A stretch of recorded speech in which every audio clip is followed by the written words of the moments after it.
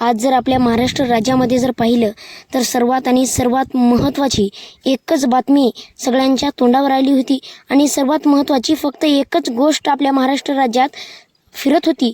ती सर्वात महत्त्वाची गोष्ट आणि योजना म्हणजे लाडकी बहीण योजना। आज जर आपल्या प्रत्येक महाराष्ट्रवाल्यांना जर विचारलं कोणती योजना आहे तर लाडकी लेक योजना, लाडकी बहीण योजना असं प्रत्येकाच्या तोंडावर तुम्ही नाव ऐकलं असेल। आता ही योजना काढली कशासाठी हा सगळ्यात मोठा प्रश्न तुमच्या समोर उभा राहिला असेल। आजपर्यंत योजना काढली नाही, पण आता विधानसभेच्या निवडणुकीच्या जवळ ही योजना काढण्यामागचा यांचा एकमेव उद्देश म्हणजे आपली खुर्ची आपण पक्की केली पाहिजे।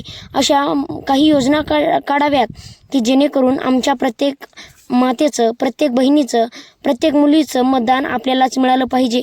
या उद्देशाने या लाडकी बहीण योजना काढून एका महिलेला महिन्याला 1,500 रुपये देण्यात येणार आहेत, अशी ही योजना काढलेली आहे।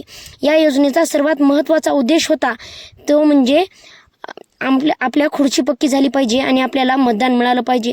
त्यानंतरची योजना काढली अन्नपूर्णा योजना, म्हणजे दरवर्षी एका महिलेला 3 मोफत गॅस देण्यात येणार आहेत। ही योजना काढून यांना काय मिळालं असेल ते सर्वात महत्त्वाचं म्हणजे आपल्या मातेचं मत मिळालं पाहिजे।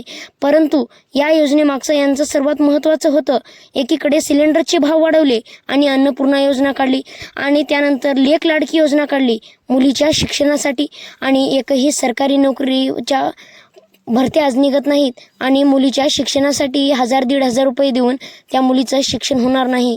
आणि 1,500 रुपये देऊन मुलीचं शिक्षण होण्यापेक्षा त्याच मुलांना सरकारी नोकरी द्या की जेणेकरून 1.5 लाख रुपये आपल्या घरात ते महिना आणू शकतील। आज बेरोजगारी वाढलेली आहे आणि महागाईसुद्धा वाढलेली आहे। आपलं महाराष्ट्र शासन याबाबत करते तरी काय? काहीच नाही। गरिबी वाढत चाललेली आहे, बेरोजगारी वाढत चाललेली आहे, महागाई देखील वाढत चाललेली आहे, परंतु सरकारचं लक्ष याकडे नसून तर स्वतःच्या खुर्चीकडे आणि स्वतःच्या पैशाकडे राहिलेलं आहे।